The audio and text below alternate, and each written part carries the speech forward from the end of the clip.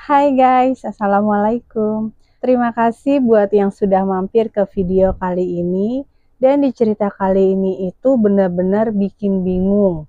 Karena plot twistnya susah banget ditebak dan di luar nurul guys. Kira-kira kalian bisa nebak nggak nih?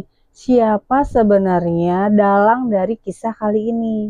Yuk kita langsung ke ceritanya. Di cerita kali ini datang dari seseorang yang bernama Aisyah. Di mana si Aisyah ini punya sahabat namanya Indah. Pokoknya Aisyah sama Indah ini bedanya cuma 1 tahun doang guys. Jadi masih bisa dibilang seumuran lah ya. Walaupun kalau di sekolah mereka nggak sekelas. Yang Indah ini kelas 3 SMA dan Aisyah itu kelas 2 SMA pada saat kejadian. Nah, pertemanan mereka itu sebenarnya dilandasi sama dua hal. Yang pertama adalah pertemanan dari kedua ayah mereka. Jadi, maksudnya pertemanan ayahnya Aisyah dan ayahnya Indah ini sudah berlangsung lama, udah dari kecil. Ya, karena rumah mereka berdekatan, guys. Bukan dekatan lagi, tapi sebelahan-sebelahan, nempel rumahnya. Karena memang sebenarnya rumah itu adalah peninggalan dari orang tua mereka masing-masing. Jadi, itu rumahnya itu zaman kecil si ayahnya Aisyah dan zaman kecil ayahnya si Indah. Lucu ya, dari kecil temenan begitu sampai gede masih di situ. Punya anak yang anaknya juga jadi temenan.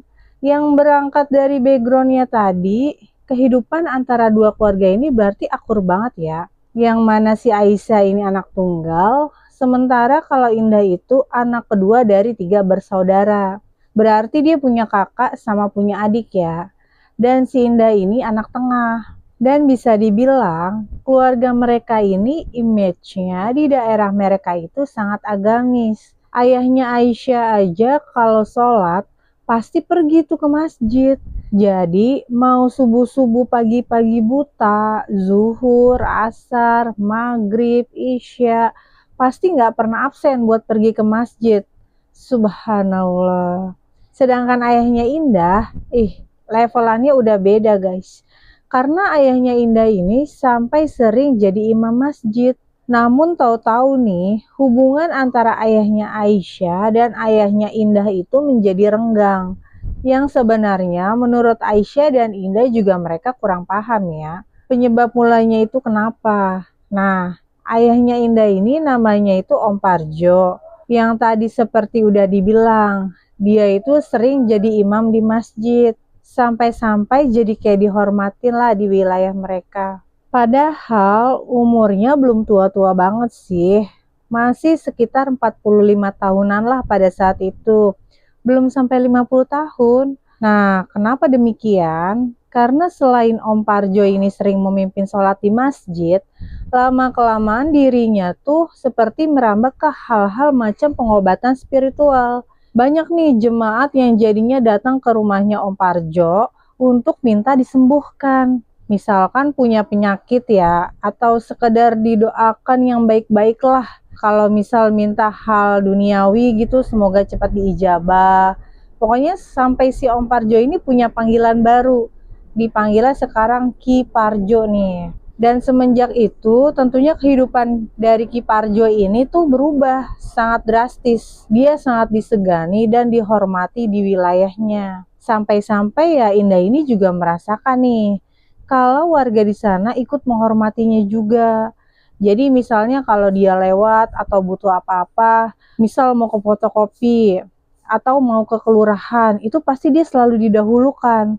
Jadi nggak ikut antri gitu guys, karena nama besar ayahnya ini. Dan Aisyah juga mengiyakan hal itu, karena Aisyah benar-benar ngeliat dan ngalamin sendiri. Kalau misalkan dia lagi main atau jalan sama si Indah nih, pasti semua orang nih jadi segen sama si Indah. Karena mereka tahu Indah ini anaknya Ki Parjo. Walaupun dalam prakteknya katanya Ki Parjo ini tidak pernah meminta bayaran sepeser pun, soalnya niatnya dia memang membantu orang-orang ya, yang memang memerlukan bantuan dia. Cuma tetap aja, mungkin karena ada yang merasa terbantu dan ingin mengucapkan terima kasih, upeti-upeti yang diberikan sama orang-orang itu ya dari sedikit-sedikit lama-lama menjadi bukit guys. Alias banyak juga ya ternyata ya upeti yang Ki Parjo dapat ini. Sampai-sampai dua rumah ini nih, antara rumah ayahnya Aisyah dan rumahnya Om Parjo, itu kan awalnya benar-benar kayak apa ya? Rumah kembar gitu, dempetan. Ya gimana sih perumahan yang rata-rata modelannya sama begitu semua. Sekarang ujung-ujungnya udah nggak kembar lagi, melainkan jomplang guys. Karena rumahnya Indah ini tuh direnovasi jadi tingkat 3. Desainnya juga desain modern baru. Sampai-sampai tanah kosong di sebelahnya itu disewa buat dijadikan tempat parkir untuk pasien-pasiennya Ki Parjo. Rame terus tuh tiap hari tuh. Nah, awalnya dilihat-lihat nih kayaknya ayahnya nggak akrab lagi nih dengan Om Parjo. Itu dikira Aisyah, ayahnya jealous atau iri kali ya, dengan kesuksesan dari Om Parjo ini. Karena jatuhnya emang dilihatnya ya emang udah beda banget rumahnya tuh. Kalau dilihat dari luar guys. Namun Aisyah ini pernah nggak sengaja mendengar omongan antara ayah dan ibunya. Dimana sang ibu ini semacam bilang, kamu kok nggak pernah negur-neguran lagi sama Parjo? Memutus tali silaturahmi itu nggak bener loh. Tetapi si ayahnya itu malah jawab, lebih nggak bener lagi yang dia lakukan sekarang. Ngaco itu. Pokoknya di situ si Aisyah mendengar nada ayahnya tuh kayak benci banget sama Om Parjo guys. Kayak orang yang udah benci sampai ubun-ubun gitu. Sampai suatu peristiwa terjadi yang mengubah keadaannya tuh lebih kacau lagi. Jadi si Indah ini kan tadi 3 bersaudara tuh.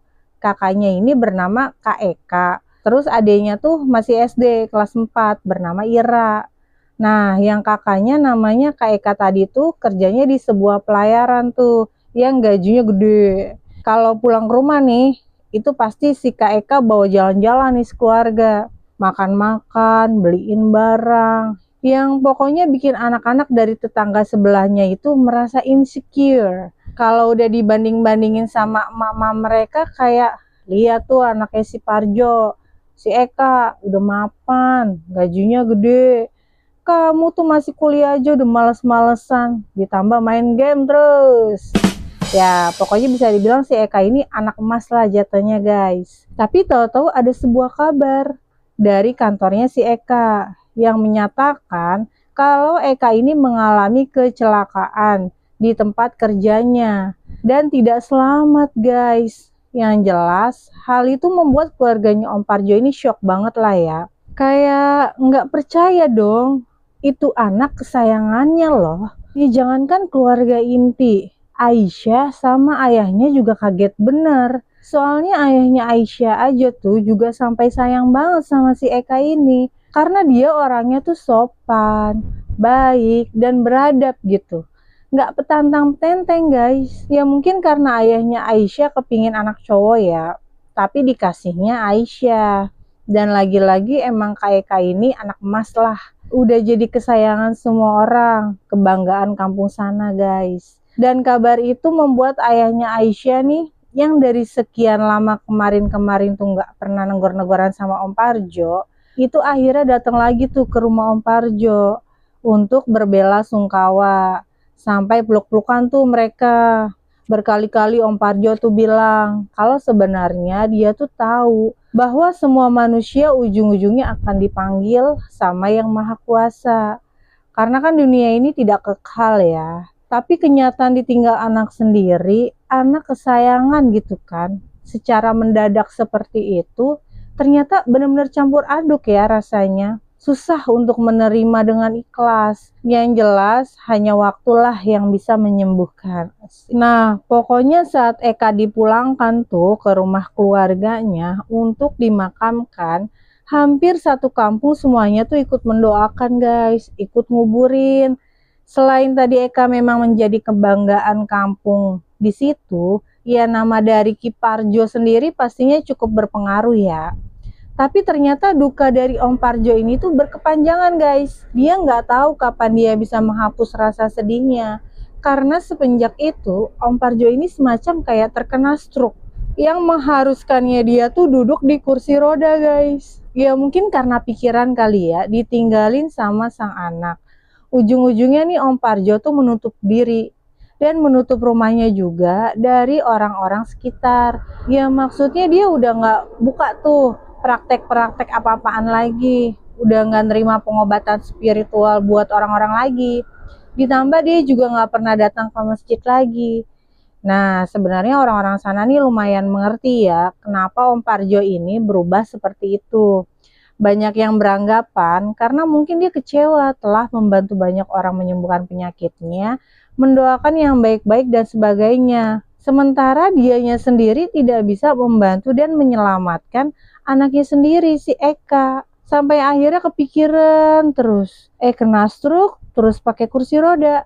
Ya repot juga ya kalau mesti ke masjid. Yang jelas ya udah nih, Om Parjo hidupnya ngendon aja di dalam rumah. Sementara istrinya atau ibunya Indah itu juga sama, nangis terus gitu kan, megangin foto anaknya si Eka gitu. Tentunya hal itu membuat Indah dan adiknya Ira ya bingung plus sedih juga ngelihat kelakuan kedua orang tuanya ini yang sedihnya tuh berkepanjangan. Sementara kan sebenarnya mereka masih punya 2 anak lagi nih. Makanya Indah jadi sering numpang tidur di kamarnya Aisyah di sebelah. Karena Indah sedih kalau malam-malam dengar ibunya tuh nangis-nangis terus. Udah selalu coba ditenangin, tapi ya nggak mempan. Ibunya benar-benar sedih merasa kehilangan. Karena si Eka ini anak cowok satu-satunya, kesayangan pula. Di situ Indah juga sempat bilang, kalau ya hanya waktu yang bisa menyembuhkan, tapi ya nggak tahu kapan.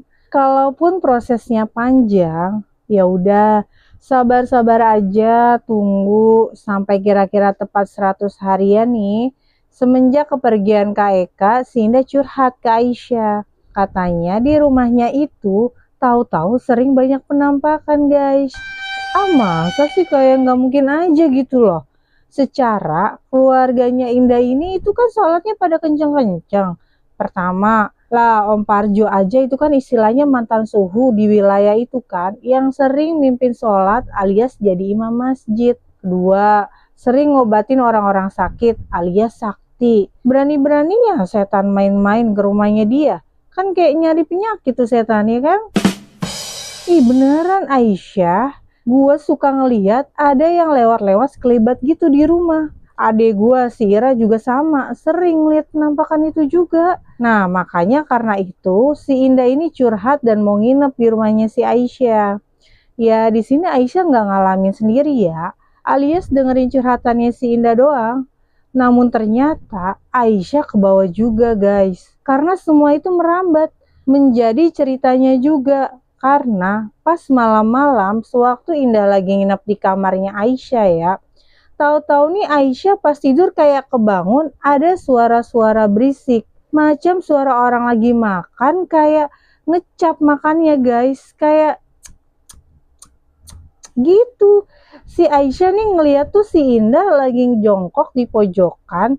Ditanya dong sama Aisyah, tapi pas Indah nengok, mulutnya itu penuh darah guys, dan di tangannya ada tikus. Jadi si Indah tuh lagi makanin tikus di situ. Ya si Aisyah langsung teriak dong, kaget. Dan pas si Aisyah teriak begitu, si Indah kayak langsung meringis gitu, dan terlihat giginya kayak runcing kecil-kecil gitu guys. Ya mungkin karena teriakan Aisyahnya tadi, ayah sama ibunya langsung lari tuh buka pintu. Dan waktu ayahnya masuk tuh langsung ngelihat mulutnya Indah berdarah-darah, ngedemprok tuh di pojokan. Astagfirullahaladzim, siapa kamu? Digituin sama ayahnya Aisyah. Si ayahnya ini emang bisa langsung tahu guys, kalau itu tuh bukan Indah tuh. Karena kelihatannya perawakannya juga udah serem gitu ya. Mukanya udah beda, tapi si Indah ini malah ketawa cekikikan guys. Terus ngomong gini, Assalamualaikum Pak Ardi, siap-siap ya, Indah dan Aisyah akan aku ambil. Haha.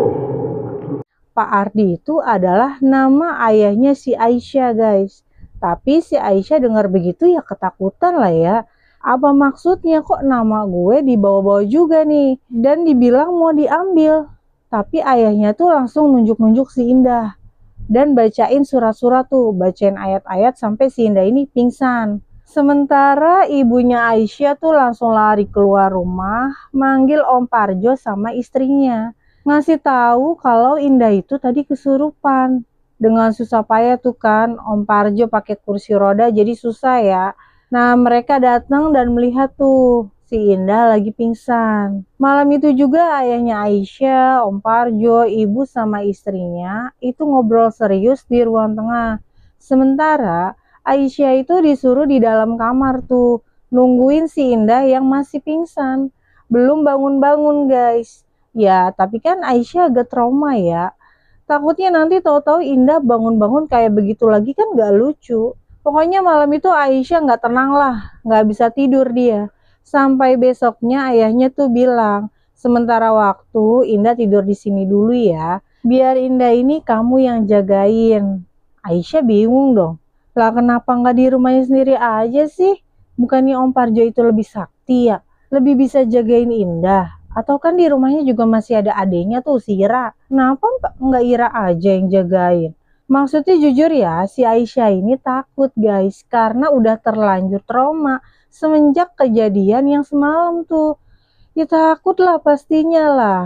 Maksudnya Aisyah bukannya jahat nggak mau bantu jagain gitu. Tapi maksudnya ketimbang dia yang jagain, nggak bisa apa-apa juga kan, cuma bisa teriak-teriak. Mendingan tinggal di rumahnya sendiri ya. Itu kan ada Om Parjo yang lebih sakti. Tapi ayahnya malah bilang kalau itu adalah permintaan dari Om Parjo sendiri.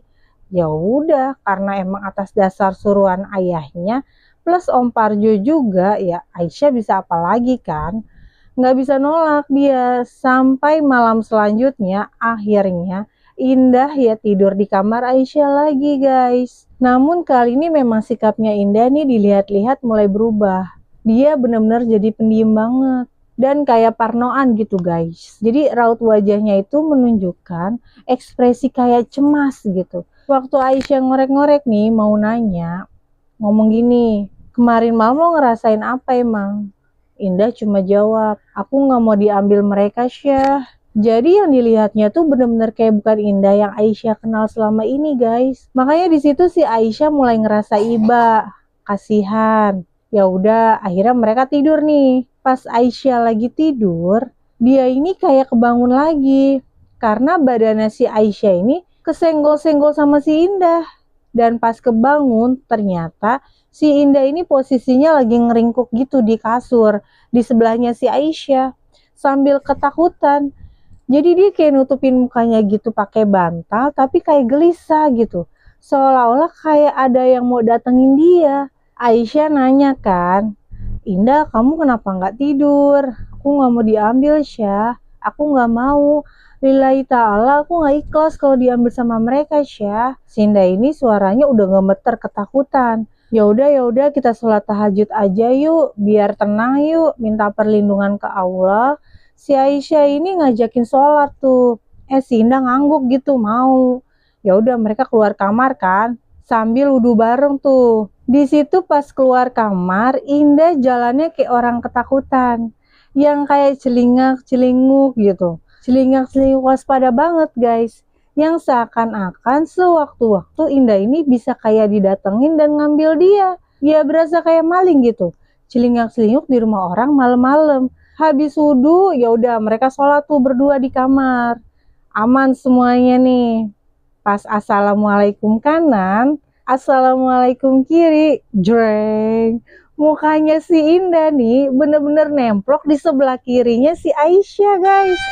Masih pakai mukenanya gitu. Bener-bener di sininya itu deket banget mukanya si Indah. Sambil bilang, Waalaikumsalam calon penghuni neraka. Astagfirullah. Sambil ketawa dengan gigi yang kembali runcing-runcing kecil. Dan pas mau berdiri, tangannya Aisyah dipegangin sama si Indah kayak dicengkeram gitu langsung. Kenceng banget guys. Yang jadinya Aisyah nggak bisa kabur. Astagfirullah, astagfirullah gitu kan. Aisyah langsung baca ayat kursi tuh. Tapi si Indah ini malah ngiruin baca ayat kursinya juga. Jadi kayak Aisyah sama Indah nih saut-sautan baca ayat kursi coba. Jadi merinding kan. Ya karena jadinya berisik gitu ya. ayah sama ibunya langsung masuk tuh ke kamar kan. Ngeliat si Indah udah begitu, ayahnya langsung baca-baca doa. Sampai si Indah ini teriak. Terus gigit tangannya Aisyah yang tadi dia cengkram tuh.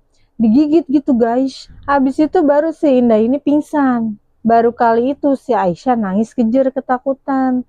Padahal udah lama katanya Aisyah ini nggak nangis guys. Karena si Aisyah ini anaknya susah sedih. Tapi malam itu bener-bener ampe kejer gitu air matanya. Kayak nangis terus. Syok banget pokoknya. Semenjak itu Aisyah minta maaf ke ayahnya dan ke Om Parjo dengan bilang, udah ya saya nggak bisa nemenin Indah lagi. Karena Aisyahnya benar-benar takut guys. Ya iya sih, kalau gue jadi Aisyah juga bakal bilang begitu kan. Ya tentunya Om Parjo dibilangin begitu mengerti ya. Apalagi ayahnya Aisyah sendiri juga bantu ngomong nih. Karena ceritanya udah lumayan main fisik ya gangguannya. Tangannya Aisyah sampai digigit gitu kan, sampai luka, ada bekasnya gitu, runcing-runcing kecil guys. Padahal aslinya giginya Indah itu nggak kayak begitu loh. Dan setelah Indah ditinggal kembali di rumahnya, kalau azan lagi berkumandang pasti dia mulai gelisah. Dan kamarnya dikunci tuh sama Om Parjo. Jadi beberapa malam tuh Aisyah denger kayak ada teriakan sama suara dobrak-dobrakan pintu. Dan ternyata dari rumah sebelah, yang mana itu kayak Indah emang mau keluar. Ya untungnya aja udah gak nginep sekamar lagi. Rumah Aisyah sama Indah kan emang dempet-dempetan. Jadi pasti kedengeran lah suara-suara begitu. Sampai ada rumor yang beredar di sana guys. Kalau sepertinya ada seseorang yang mau menjahati keluarganya Om Parjo. Ya mungkin karena basicnya gak suka atau iri ya. Ya karena kan Om Parjo itu atau panggilannya Ki Parjo ini sebelumnya ya tadi tuh bisa nyembuhin orang, menjadi imam masjid, terus disegani, punya anak Eka yang memang sukses, bahagialah hidupnya ya kan. Sampai-sampai perekonomian dari Om Parjo itu juga terangkat banget kan. Jadi punya ini, punya itu, bahagialah. Melihat kebahagiaan dari keluarganya Om Parjo, makanya dihancurin satu persatu tuh lewat anak-anaknya. Dimulai dari Eka tuh anak kesayangannya, dan sekarang Indah yang diincer. Ya mungkin selanjutnya Ira tuh adenya ya kan. Baru abis itu istrinya, lalu Om Parjonya sendiri. Ih takut ya kalau begitu ya. Sampai akhirnya bener kan, kebahagiaan Om Parjo ini kayak sirna gitu. Sampai dia menutup diri akibat kejadian-kejadian misterius ini. Nah, kalau misalkan benar ada orang yang tidak suka dengan kebahagiaannya Om Parjo tuh, kira-kira siapa ya?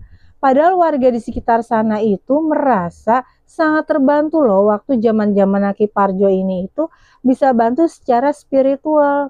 Malah mereka pada seneng, dan semenjak Ki Parjo menutup diri, malah warganya kebingungan guys. Apalagi buat orang yang gak punya uang. Buat berobat ke rumah sakit ya dulu mending ke Ki Parjo, bisa sampai gratis gitu kan.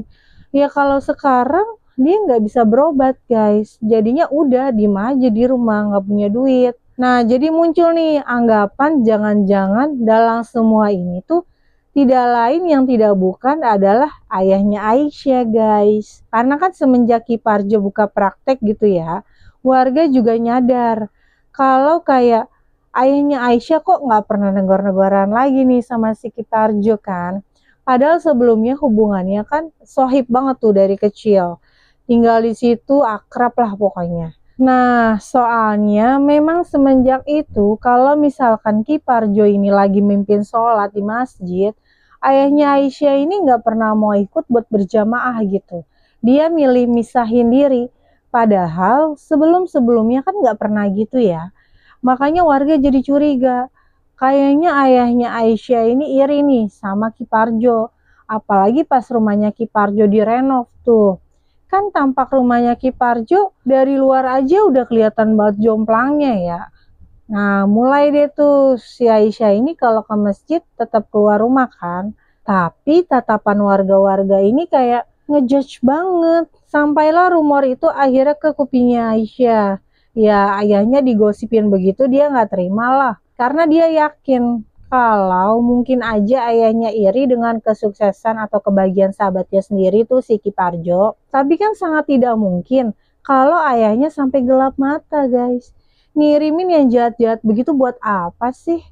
Gimana pun juga Aisyah tahu nih, ayahnya itu kalau di rumah itu ngapain. Sholatnya aja rajin, nggak mungkin lah ayahnya jahat begitu ke Om Parjo ya kan. Tapi Aisyah yang kupingnya panas ya, denger berita-berita gosip begitu, langsung nyamperin tuh ke ayahnya, ngomong, ayah, warga ini pada ngerumorin ayah begini, begini, begini. Tapi ayahnya cuma bilang, sudah, jangan didengerin hal-hal yang tidak perlu. Ya si Aisyah kan empet ya. Udah tuh di tengah rumor yang belum mereda nih. Masih panas-panasnya nih. Masih jeger. Tahu-tahu pas Aisyah lagi di rumah abis pulang sekolah, Indah dateng guys. Sambil senyum gitu. Dan bilang, lagi ngapain kamu? Kayak apa ya? Kayak Indah yang dulu memang Aisyah kenal gitu. Udah normal nih kelihatannya. Tapi kan Aisyah agak cukup kaget ya, maksudnya udah beberapa hari ini dia udah nggak pernah ngeliat si Indah. Yang kayak begini nih Indah yang gua kenal nih emang. Kamu udah sehat dah? Udah Syah, semuanya udah diberesin sama Abi. Si Abi ini maksudnya Om Parjo ya. Si Indah manggilnya Abi. Alhamdulillah, aku tuh takut banget loh kamu kenapa-napa. Maaf ya, aku nggak bisa bantu kamu. Aku benar-benar nggak ngerti harus apa waktu itu. Si Aisyah malah nangis tuh dan memeluk Indah. Soalnya dia merasa bersalah kali ya, nggak ada gunanya juga gitu jadi teman, nggak bisa berbuat apa-apa kan. Iya, ya udah nggak apa-apa. Terus si Indah tuh membalas pelukannya si Aisyah. Hari itu mereka cerita tuh panjang lebar di kamarnya Aisyah. Dan si Indah juga menceritakan kejadian-kejadian yang dialami versinya dia tuh.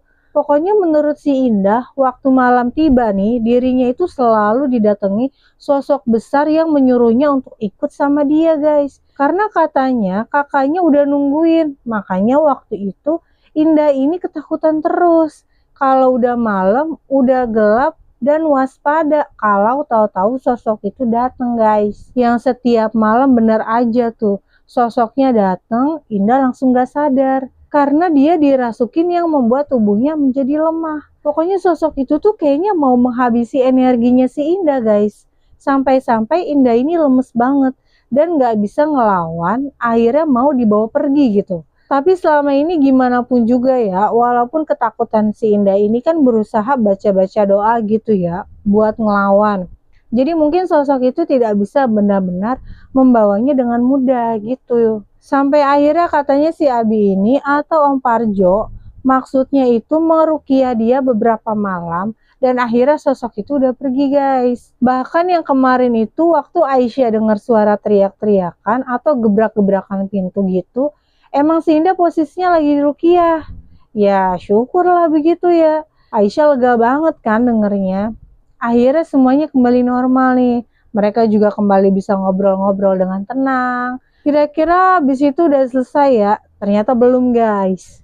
Nah, hingga malam harinya, waktu Aisyah lagi tidur nih, dan dia kebangun gitu kan, dia melek nih. Dia lihat sekeliling kamar, ya nggak ada apa-apa. Karena kebelet pipis juga ya, pergilah dia ke kamar mandi. Udah tuh, pipis gitu kan. Balik lagi dia ke kamar, terus mau coba tidur lagi. Nah, katanya kasurnya itu kan emang bisa buat tidur 2 orang gitu ya. Dan posisi dia tidur itu di sisi kanan menghadap ke tembok. Nah, pas lagi mau balik badan ke kiri, jreng. Di sebelah kirinya ada si Indah lagi tidur dengan versi wajah yang kayak waktu dia kesurupan kemarin guys. Giginya runcing-runcing kecil gitu sambil senyum pas di depan mukanya Aisyah. Dan abis itu udah, Aisyah gak inget apa-apa. Pas sadar dia ngeliat kok ada ayah sama ibunya. Sama ada warga nih banyak dikeliling gitu kan. Kenapa nih? Karena tahu-tahu posisinya si Aisyah itu udah ada di luar rumah gitu. Langit juga dilihat masih gelap. Dan pas nengok ke kanan kiri, ini kok gue ada di jembatan.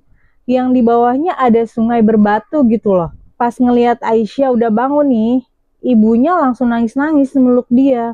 Digendong tuh sama bapak balik ke rumah. Aisyah kenapa? Nanya tuh ke ibunya. Bingung dong si Aisyah, kok dia bisa ada di luar begitu tadi.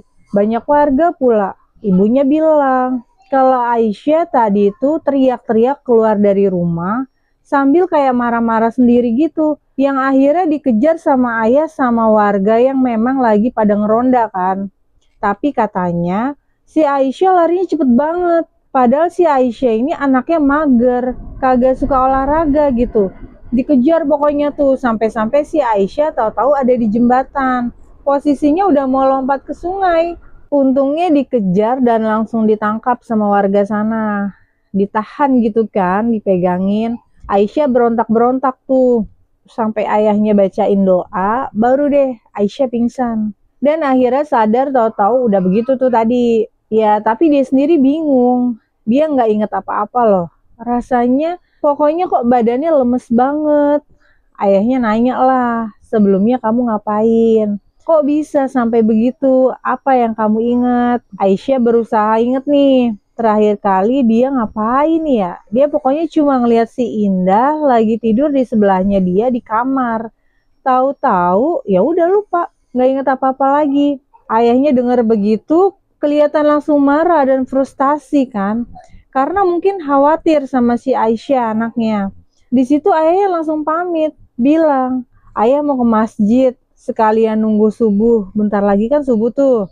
Sementara ibunya tuh nemenin Aisyah, pelukan gitu kan, diusap-usap di kasur. Lagi peluk-pelukan gitu di kasur, ibunya itu kan di rumah memelihara kucing. Kucing kampung gitu.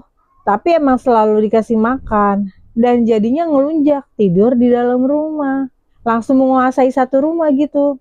Yang hal itu sebenarnya emang biasa ya. Kalau si kucingnya kayak lagi ngejar tikus gitu, tahu-tahu si kucingnya ini masuk ke dalam kamar.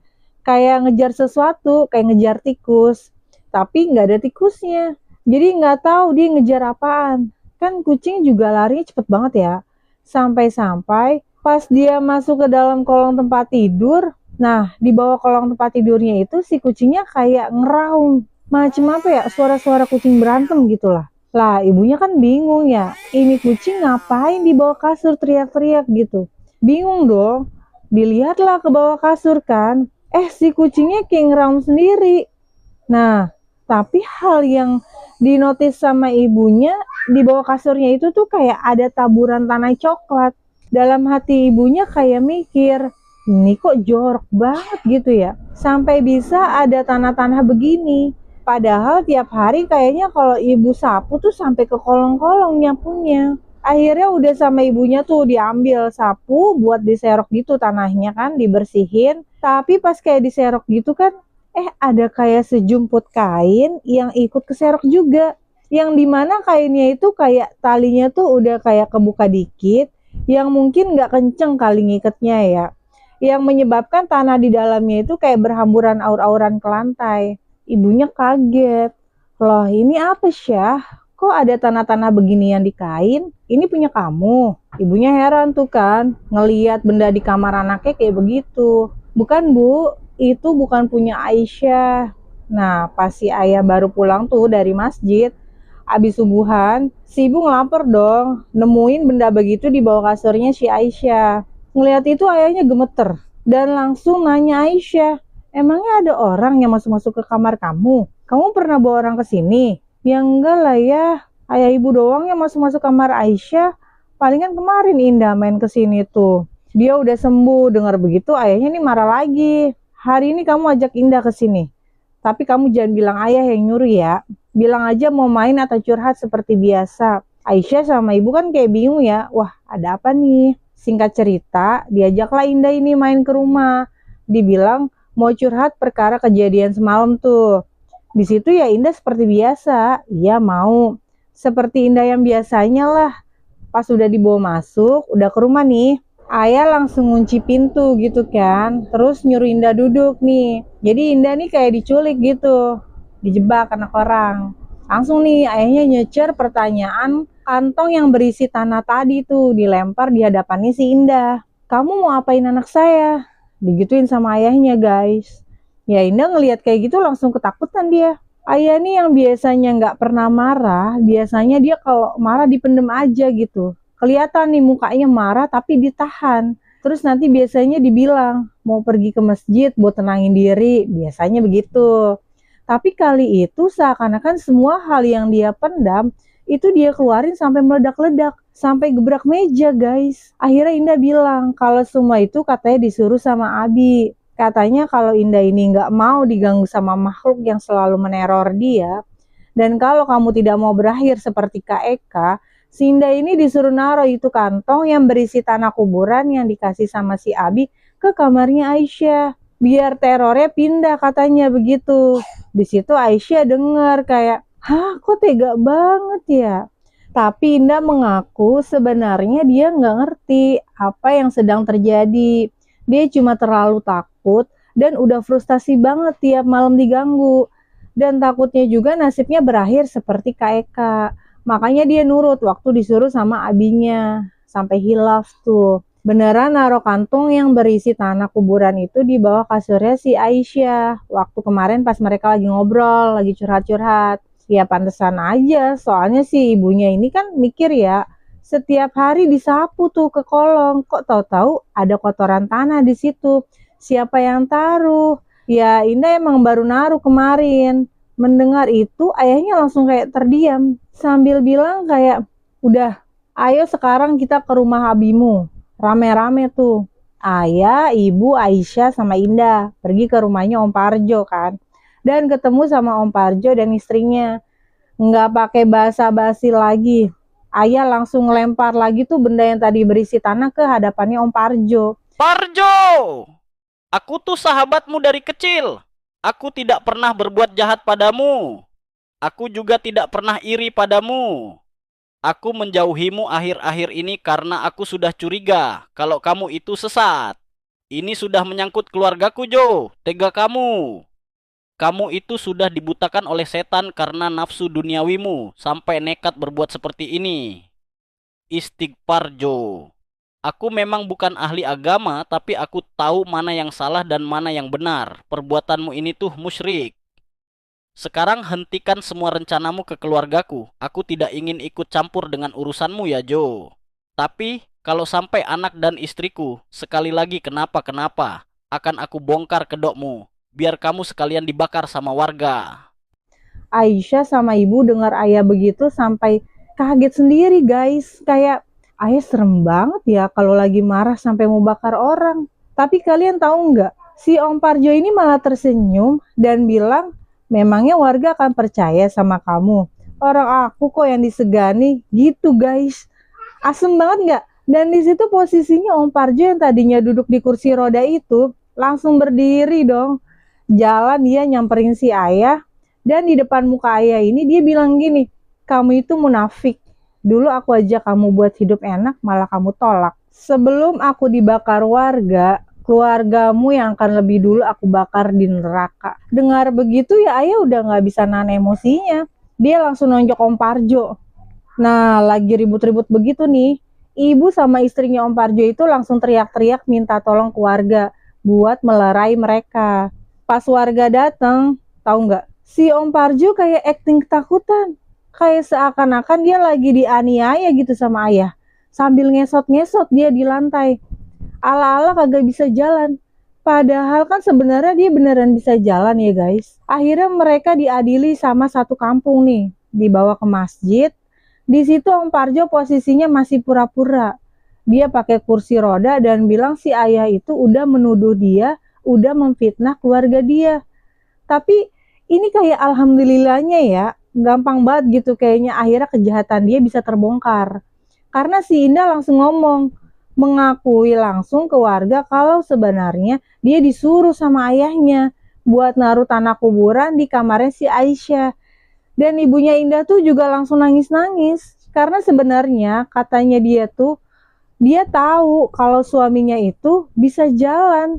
Ya malah kursi rodanya itu cuma buat alasan biar si Om Parjo ini nggak usah ke masjid lagi. Nggak usah sholat lagi. Tapi dia tidak tahu kalau ternyata suaminya ini main ilmu hitam yang menumbalkan anaknya sendiri guys. Sampai-sampai istrinya aja mukulin Om Parjo tuh. Kayak tega banget. Eka itu kan anak kita, anak kesayangan gitu. Baru nyadar tuh istrinya. Ya, tapi cukup dengan pengakuannya Indah dan ibunya juga ya mengenai si Om Parjo ini yang ternyata cuma stroke pura-pura, acting, biar seolah-olah terpukul sama kematian anak pertamanya.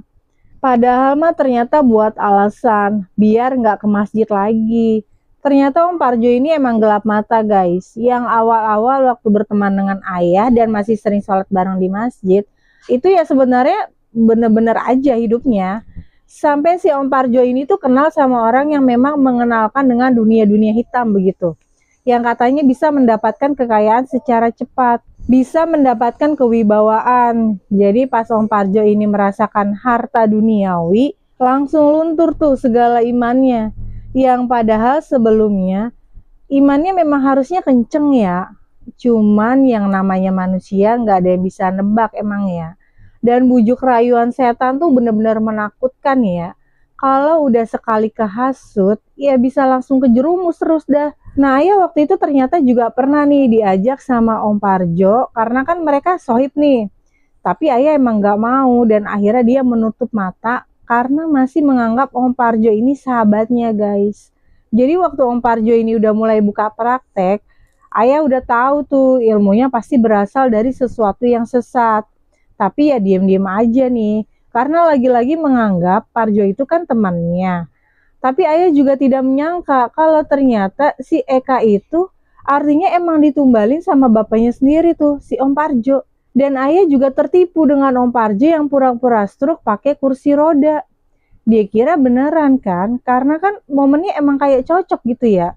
Yang padahal ternyata Om Parjo ini memang udah nggak mau kembali sholat ke masjid karena salah satu persyaratan dan ya udah tinggal menikmati harta dari pesugihannya itu. Dia juga udah nggak mau buka praktek karena ngapain? Orang duitnya pada bayar kecil-kecil ya capek-capekin doang lah. Nah, awal-awal dia bantu pengobatan spiritual itu emang biar dapat image hebat aja dan disegani sama warga. Bener-bener nggak nyangka ya, ternyata semuanya itu tipu-tipu guys, pencitraan. Dan karena itu Om Parjo sama keluarganya diusir sama warga guys. Tapi kabarnya sih istrinya akhirnya juga minta cerai dan membawa Indah serta adiknya itu Ira ikut bersama ibunya. Jadi setelah kejadian itu sampai pas kuliah itu Aisyah dia juga merantau ke kota dan udah nggak pernah kontak-kontakan lagi nih sama si Indah. Dan Indah juga tidak tahu apakah Om Parjo masih melakukan ritual pesugihannya itu atau tidak. Yang ampe dipanggilnya aja dengan sebutan Ki Parjo. Oke guys, jadi itu ceritanya. Orang yang berkedok agama dan pencitraan.